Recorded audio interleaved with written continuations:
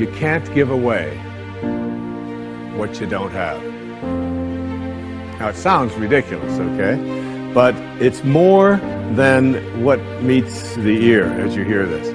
You can't give away what you don't have. People who are not good at giving away love can't give away love because they don't have it to give away. If I want to give you a dozen oranges, I can't give you those dozen oranges unless I go out and pick up 12 oranges someplace. Otherwise, all it is just empty rhetoric. And the same thing is true of virtually everything in your life. You can't give away love for others if you don't have love in here to give away. If what you have in here is contempt, if what you have in here is anger, if what you have in here is fear, then these are the things you're going to be giving away in your life. Loving yourself is the most powerful thing we can do. Then everything flows. Everything flows beautifully. And I'm not talking about vanity or arrogance, because that is not love. That's always fear. I'm talking about just really respecting and appreciating this incredible, magnificent being that we are. You know, little babies know how to love themselves. You were born in pure love, all of you. There's not one little baby alive that I know of that ever criticizes its body or ever says, my hips are too big. They're just thrilled and delighted that they have a body. And they rejoice in it. And they love themselves. They love their toes. They love everything about themselves. They absolutely adore, they express their feelings. You know, when a baby is happy, you know it. When a baby is angry, the whole neighborhood knows it. They're never scared to let people know how they feel. They live in the moment, and they're filled with courage, and they're wonderful. And we were all like that. Got to remember that you were filled with courage, and you were full of love, and you adored yourself when you were very little. Have a mind that is open to everything and attached to nothing.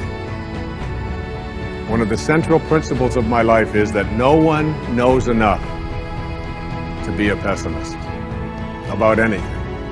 And that each and every one of us, when we close our mind to what is possible for us or what is possible for humanity, closes off the genius that resides and lives in each and every one of us. Having an open mind doesn't necessarily mean finding fault with all of the things that you've been taught by others. It means opening yourself up to the potentiality and the possibility that anything and everything is possible. So having a mind that is open to everything and attached to nothing really means finding within ourselves the ability to get rid of a trait that I find so common in the contemporary world. Do you know that most people that I meet spend their lives looking for occasions to be offended? They actually are out there hoping that they can find some reason to be offended. And there's no shortage of reasons. They're out there everywhere.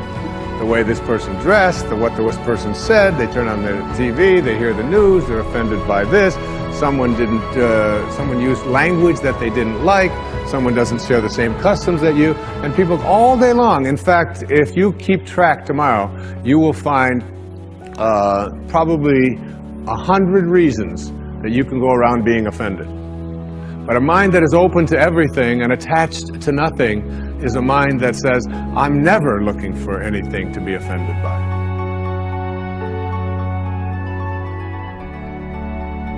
You must find a way to serve. Martin Luther King said that not everybody can be famous, but everybody can be great, because greatness is determined by service. Now, we live in a world where everybody wants to be famous, and where we admire people for just being famous. We think being known brings us value. The truth is, all of that will fade in time. In 3 years, you won't be able to name the housewives of Atlanta. The real truth is that service and significance, the significance that you bring to your service is that which is lasting. So to be able to, whatever your occupation or job or talent or gift is, our honorees today getting doctorate degrees, to apparently opposite fields, HIV and AIDS and the spoken word.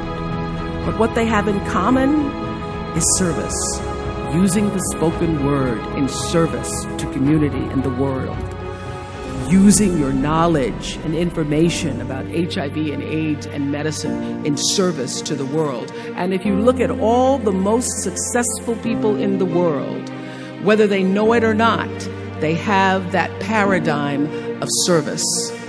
Everybody's talking about Mark Zuckerberg and IPO. Service. Jay-Z rapping. Service.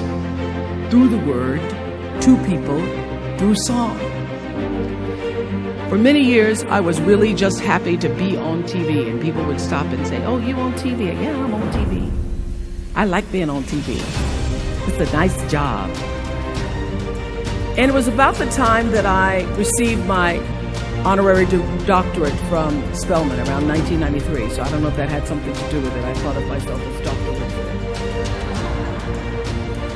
That I went back and I took a long look at what it was I was doing on TV and made a decision that I was no longer going to just be on TV, but I was going to use TV as a platform, as a force for good, and not be used by TV. And I will tell you,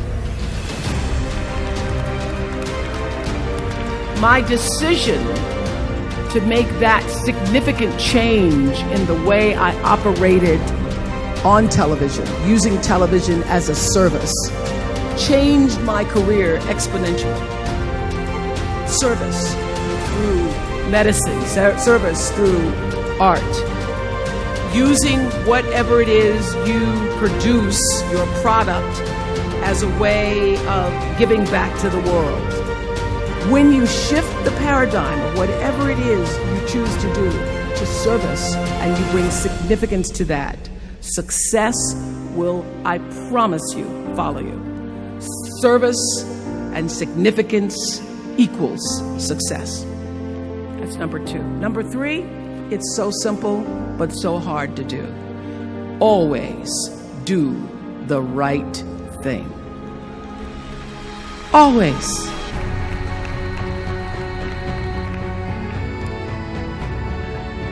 Be excellent. People notice. Think of how you notice. You go to Taco Bell, somebody gives you an extra napkin and some sauce.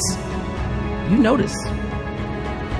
You want to go back to that person, because even at Taco Bell, excellence shows itself. Be excellent. Let excellence be your brand. Everybody talks about building a brand. I never even knew what that was. When people say, "You're a brand," I would say, "No, I'm just Oprah." What I recognize now is that my choice to, in every way, in every example, in every experience, to do the right thing and the excellent thing is what has created the brand. Years ago, I did an ad for Revlon for an ad they were doing called Unforgettable Women. And what I know is that when you are excellent, you become unforgettable. People remember you. You stand out.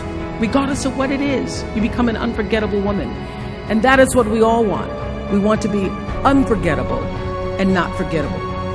So doing the right thing, even when nobody knows you're doing the right thing, will always bring the right thing to you. I promise you that. Why? Because the third law of motion is always at work. For every action, there's an equal and opposite reaction. That is so true in all of our lives. That's what Newton said. Celia in The Color Purple said it. Everything you even try to do to me, already done to you. Everything you even try to do to me, already done to you. So you don't have to worry about revenge or getting back at somebody, making sure they pay. You just have to do the right thing, and the right thing will follow you even when people don't support it. You do the right thing even when other people think it may not be. And oftentimes, when you make a decision to do the right thing, immediately you're faced with doubt. Is that the right thing? Is that the right decision? I don't know. Is that the right thing? You always know it's the right thing, when in the end, there is peace. You are rewarded by peace in knowing that you did the right thing. The most important thing I have come to know in doing the right thing and making the right choices is understanding all of you leaving here have the potential for enormous success. There's a price that comes with that. People don't always like you, and they're not always happy for you. And what I know for sure is that the biggest choices begin and end with you, your internal big questions. Who do I want to be in the world?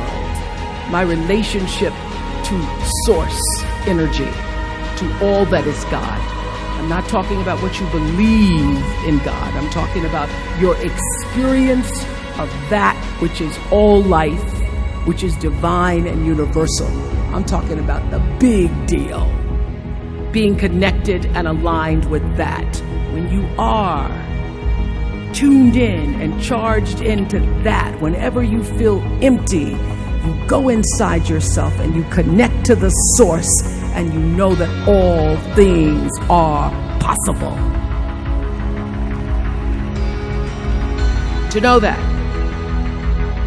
and to choose to do the right thing in service and significance, I promise you, you will create a vessel of service for yourself first, because you have to honor yourself first. You have to give to yourself first, otherwise you have nothing to give away. You will create a vessel for yourself, for your family, your community, and the world. The storm is passing over, and you shall not be moved.